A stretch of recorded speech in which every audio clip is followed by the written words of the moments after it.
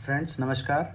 आज हम लोग चर्चा करेंगे कि हमारे दैनिक जो आहार और विहार है उसका एंजाइटी पे क्या इम्पैक्ट पड़ता है। हमारी जो एंजाइटी है, हमारा जो स्ट्रेस है, हमारा जो तनाव है, वो कैसे कोरिलेटेड है हमारे खान पान से, हमारे दैनिक जो क्रियाकलाप हैं उससे कैसे कोरिलेटेड है। तो हम लोग आज इस पर चर्चा करेंगे। बहुत इंटरेस्टिंग टॉपिक है मित्रों, इस पे आप थोड़ा सा कंसंट्रेट होकर सुनिएगा।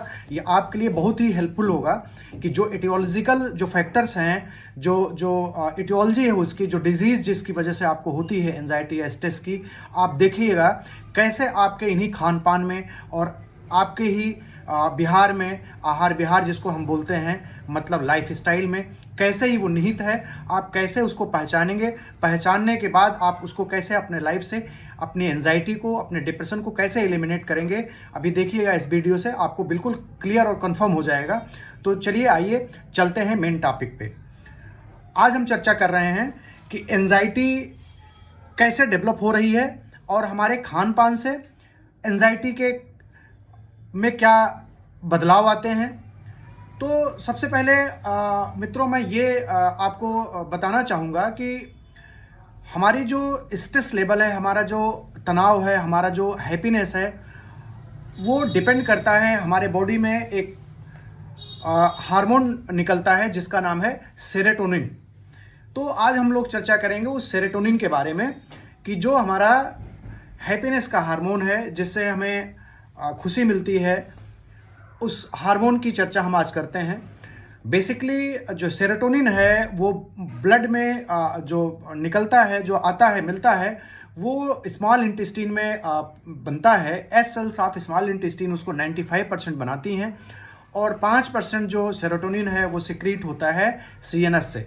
Serotonin is a neurotransmitter. Basically ये न्यूरोट्रांसमीटर है, एक ऐसा केमिकल है जो मैसेज के आदान प्रदान में ये भाग लेता है। बेसिकली हमारे शरीर में सेरोटोनिन का लेवल जैसा अगर कम हो गया तो हमें अवसाद की स्थिति आ जाती है, हमें एंजाइटी डिप्रेशन में ये कम हो जाता है। अगर हम प्रसन्न रहते हैं तो इसका लेवल एक बैलेंस इक्विलिब्रियम में ठीक हो जाता है। तो आइए चलिए हम देखते हैं कि ये सेरोटोनिन अगर हम बाहर से लेते हैं, किसी टैबलेट के रूप में खा लेते हैं, तो हमारे बॉडी में क्या इफेक्ट आता है, या हम सेरोटोनिन का जो डेवलप करने का जो कारण है वो उसको हम अगर बना लेते हैं तो क्या इम्पैक्ट आता है। सेरोटोनिन बनता कैसे है? जब हमारे थॉट, जब हमारे विचार अच्छे होते हैं, हम सेरोटोनिन बनाने वाली चीज़ों को खाते हैं तो सेरोटोनिन ऑटोमेटिकली बॉडी में बनता है और पूरे शरीर में वो मिल जाता है।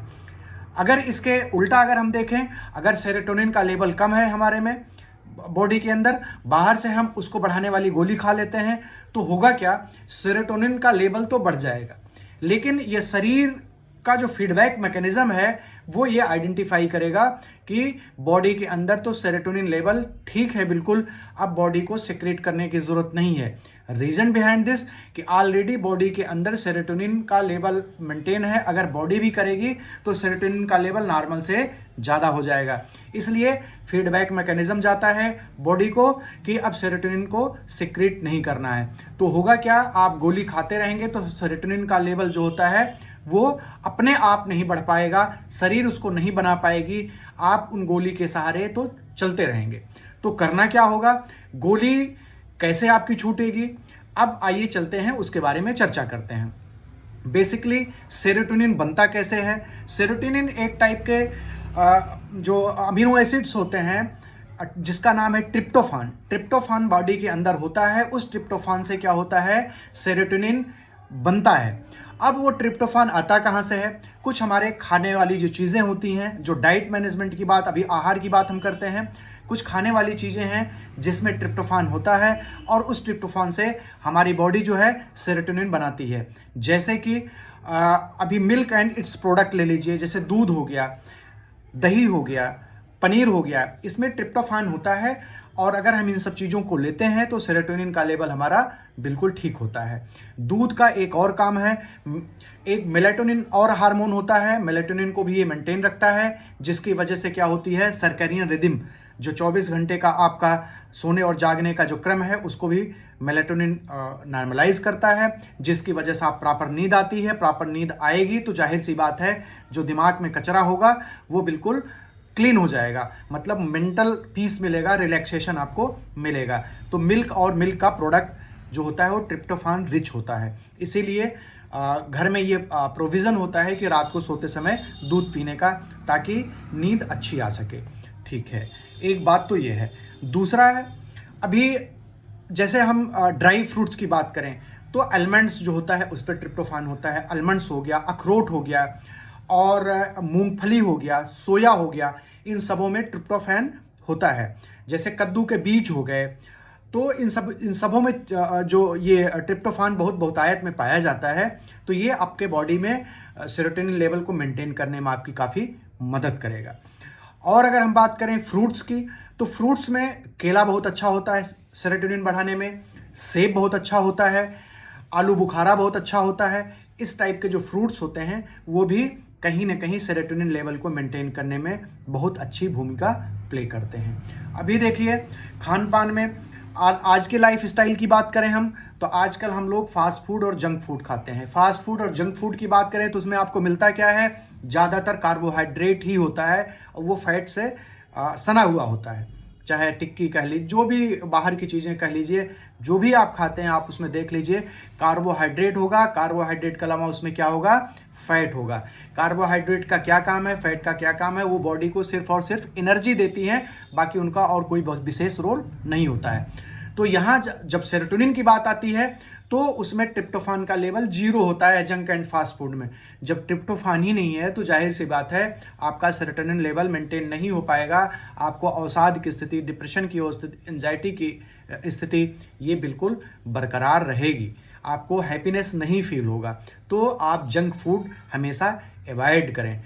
तो मित्रों, एक तो हमें जंक फूड नहीं लेना है। आपने देख लिया कि जंक फूड में कैसे हमें नुकसान मिलता है जंक फूड से, और हमें खाना क्या क्या चीज़ें हैं वो मैंने आपको बता दिया कि ये हमारा आहार हो गया, ये हमारा डाइट मेंटेन करने वाला चार्ट हो गया। इन सब चीज़ों को हमें डाइट में अपने रूटीनली इन्वॉल्व करना है। सारी चीज़ों को एक साथ रखने की ज़रूरत नहीं है। बीच बीच में कभी कोई भी चीज़ रख लिया, कभी कोई चीज़ रख लिया, कभी कोई चीज़ रख लिया, कभी कोई फल रख लिया, तो उससे क्या है, आपका ट्रिप्टोफान आपको बॉडी को मिलता रहेगा। ट्रिप्टोफान से बॉडी आपकी सेरोटोनिन बनाते रहेगी, जैसे आपके बॉडी का जो हैप्पीनेस हार्मोन है आपको ठीक रखेगा, मेंटल पीस आपको मिलेगा, आप अच्छा महसूस करेंगे। तो ये हमारी जो बॉडी में हो गई, ये हम इसको बोलते हैं, ये आहार की स्थिति है। ठीक है, और दूसरी स्थिति क्या है, अब दूसरी स्थिति हम बिहार में आते हैं। आहार और बिहार की बात करते हैं। बिहार मतलब आपकी लाइफ स्टाइल में जो आप क्रियाकलाप, आपका दैनिक क्रियाकलाप होता है उसकी बात करते हैं।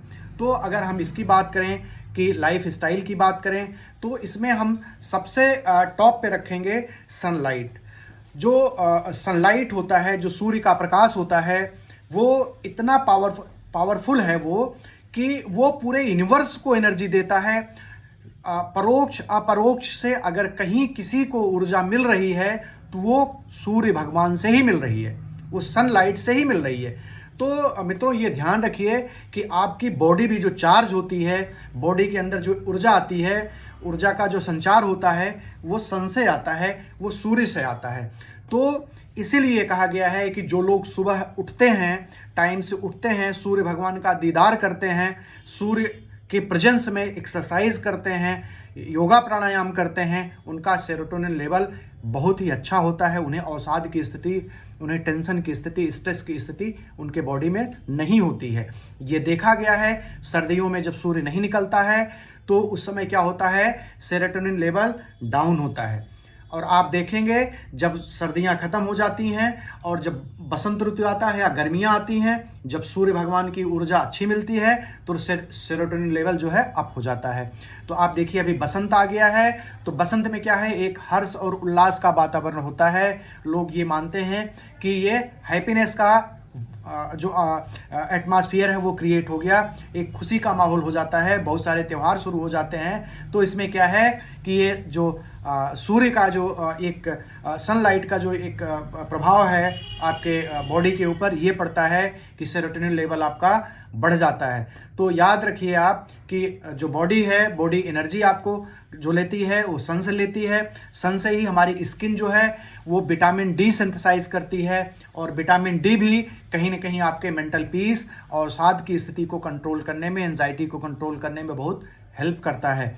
तो विटामिन डी भी हमें कहाँ से मिलता है? सन से मिलता है। और कहाँ से मिलता है? और हमें मिल्क एंड मिल्क प्रोडक्ट से मिलता है। और हमें सेरोटोनिन का लेवल हमारे बॉडी में कैसे अच्छे बढ़ता है? वो सूर्य के प्रभाव से जो है हमारी पिनियल ग्लैंड जो होती है वो सेरोटोनिन लेवल को सेक्रेट करने में काफ़ी हेल्प करती है। तो हमने ये देख लिया कि सनलाइट का क्या इम्पोर्टेंस रहा, हमें सन से कैसे इंटरेक्ट करना चाहिए, सुबह सुबह सूर्य भगवान से कैसे मिलना चाहिए।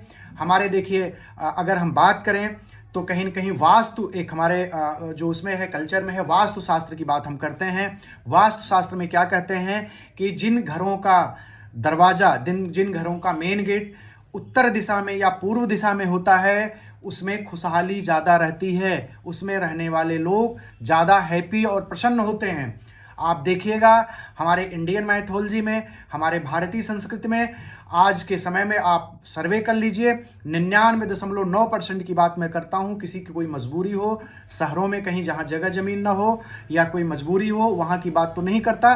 नहीं तो हर व्यक्ति का दरवाज़ा, गेट या तो उत्तर दिशा में मिलेगा या तो पूर्व दिशा में मिलेगा। रीज़न बिहाइंड दिस कि सनराइज हमेशा या तो उत्तर दिशा से होता है या तो पूर्व दिशा से होता है।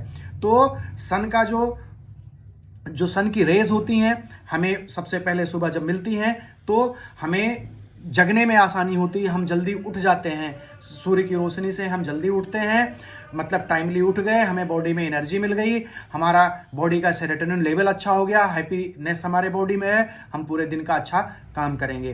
तो हमारे कहीं ना कहीं हमारी जो इंडियन मैथोलॉजी है बहुत साइंटिफिकली प्रूवन है, उसमें हमें बहुत हचड़ पचड़ करने की ज़रूरत नहीं है। हम भले ही कितने साइंटिफिक हो जाएं, हम बहुत वैज्ञानिक हो जाएं, लेकिन कहीं ना कहीं हम अपने उस विज्ञान के द्वारा फिर अल्टीमेटली हम अपने उन्हीं मैथोलॉजिकल कॉन्सेप्ट को प्रूव करते हैं। हम पढ़ लिख के वहीं आते हैं जहां पर हमारी चीज़ें सेट होती हैं। तो फिर हम चलते हैं, आगे बढ़ते हैं इस पे। एक तो हमने आपको बताया कि कहीं ना कहीं सूर्य का जो है आपके बॉडी के ऊपर बहुत ही बड़ा इम्पैक्ट होता है आपके सेरोटोनिन लेवल को मेंटेन करने में। अभी चलते हैं आगे के क्या है, अब बिहार में दूसरा क्या है, उसके बाद उठिए आप।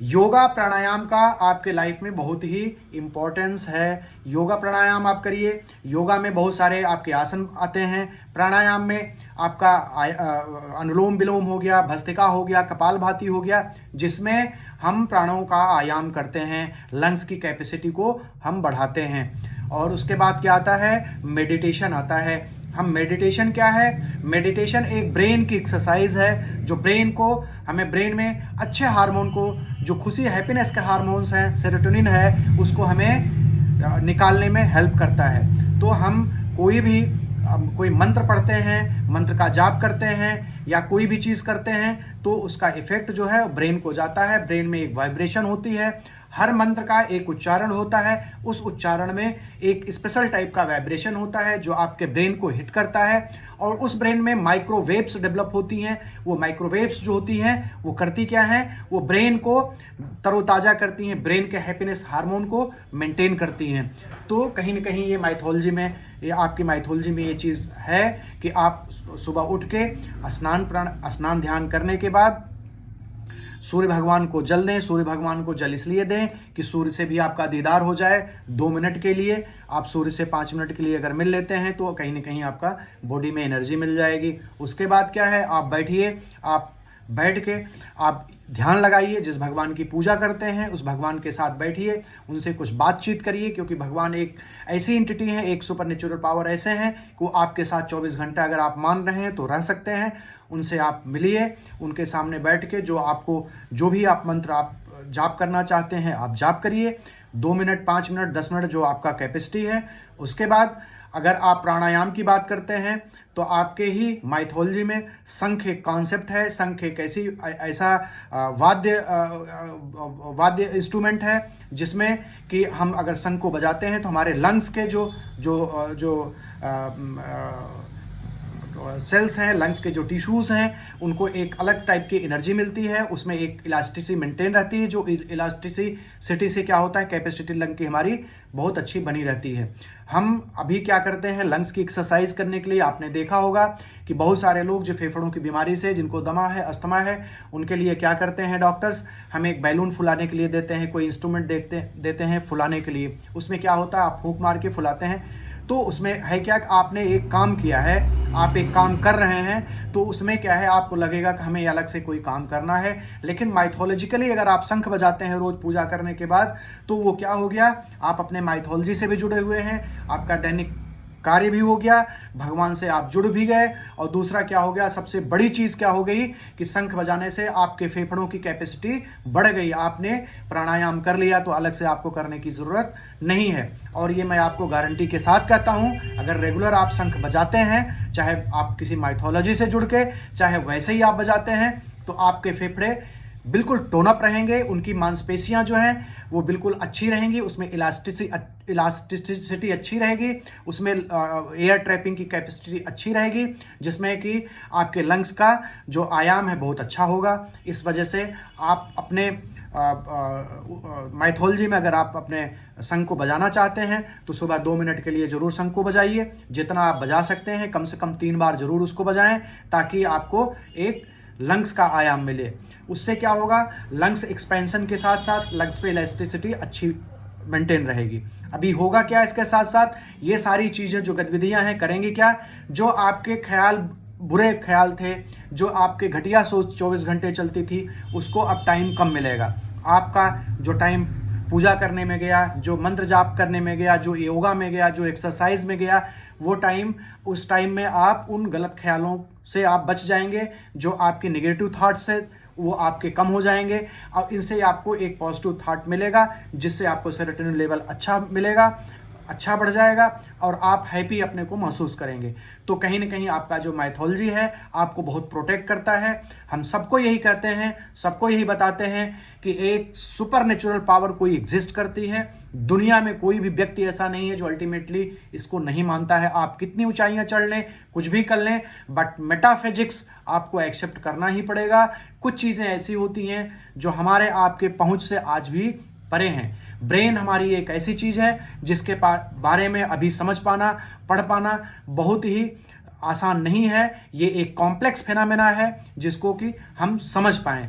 तो जो चीज़ें ऑटोमेटिकली हो रही हैं, जो हमें बाहर से हम उसको एक्टिविटी के द्वारा उसको कर सकते हैं, आहार विहार से कर सकते हैं, तो हम अवॉइड करें कि हमें गोली खाने की ज़रूरत ना पड़े। अगर भविष्य में बहुत ज़रूरत भी पड़ी, हमें गोली खाने की हालत बहुत ख़राब हुई, गोली खाने की ज़रूरत भी पड़ी, तो उसको हम लंबा समय तक ना खा पाएँ, तब तक हम चीज़ों से, खान पान से, आहार विहार से उसको हम मेंटेन कर लें। यही हमारी और आपकी सबसे अच्छी विजय होगी। देखिए, एंजाइटी, डिप्रेशन, जो इस टाइप की जो डिजीज़ेस हैं, वो हमारे आपके द्वारा दी हुई चीज़ें हैं। वो और कहीं से नहीं आई हैं, लाइफ स्टाइल से रिलेटेड चीज़ें हैं। इन लाइफ स्टाइल्स को आप अडॉप्ट करेंगे, आप विश्वास मानिए, आप देखिए आपके जीवन में कैसे ऊर्जा का संचार होता है। आप अपने सुबह उठिए, सुबह उठ के बिस्तर पर मत पड़े रहिए, तुरंत बिल्कुल आप उठ जाइए, आप फ्रेश होइए, अपना नहाइए धोइए, योगा प्राणायाम करिए, बच्चों से बात करिए, परिवार में हंसिए बोलिए। एक मोनोटोनस लाइफ मत बना कर रखिए, कहीं ना कहीं ह्यूमरस भी बने रहिए, अनायास में कोई हंसी मजाक भी करिए। देखिए, हमारी जो सोसाइटी है, जो हमारा कल्चर रहा है, वो मल्टी डायमेंशनल रहा है, कभी इस टाइप से नहीं रहा है। आज भी देखे होंगे, भगवान राम का जब ये मंदिर अभी बना है, भगवान राम विराजमान हुए हैं, तो जो जनकपुर की जो स्त्रियां थीं, उन्होंने गारी गाई थी। हमारे यहाँ एक गाली का कॉन्सेप्ट है। कोई शादी में कोई जब ये होती है, लड़की के पक्ष से जो औरतें जो बैठी होती हैं वो गाली देती हैं। तो देखिए, ये इस टाइप का जो कॉन्सेप्ट होता है वो समाज में कहीं ना कहीं वो पिरोया गया था। उससे क्या है, आपको गाली खाने की भी आदत पड़ेगी, भले ही मजाक में सही, तो कम से कम गाली खा के आपका दिमाग विचलित तो नहीं हो जाएगा।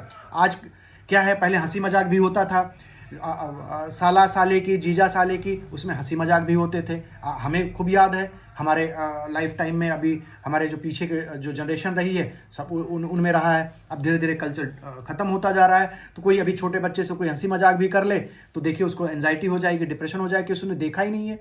तो इन सब चीज़ों को जो समाज से मिला है, आपको समाज के द्वारा उसको एक्सेप्ट करना पड़ेगा और आपको उसको अंगीकार करना पड़ेगा। अगर आप समाज में मिल के रहते हैं, सोशल एक्टिविटी में इन्वॉल्व रहते हैं अपने को, तो आपको जो एंजाइटी है, जो आपके ये दिमागी खुरापात है, ये सब कम हो जाएगा और आपका लाइफ बहुत बेहतर हो जाएगा। तो मैं ये आपको बताना चाहता हूँ कि जो दिनचर्या है उसको फॉलो करें। आप अच्छी दिनचर्या आप अडॉप्ट करेंगे, आपका जीवन अच्छा होगा।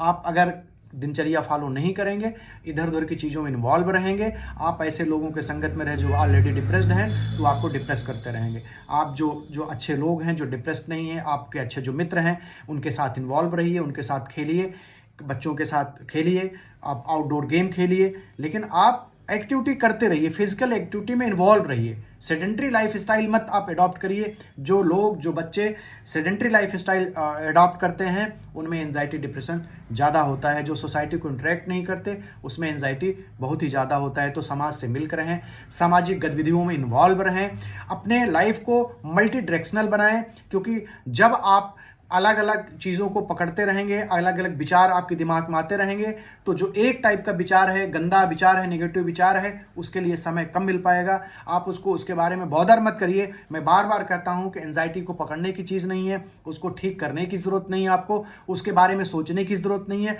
आप अपने काम करते रहिए, वो अपने आप निकल जाएगा। उससे कुछ भी उसको रिएक्ट ही नहीं करना है। आप जितना रिएक्ट करेंगे उतना परेशान होंगे, वो अपनी जाल में आपको फंसाता जाएगा। इसके अलावा और कुछ नहीं होना इसमें। तो इन्हीं सब शब्दों के साथ थैंक यू सो मच।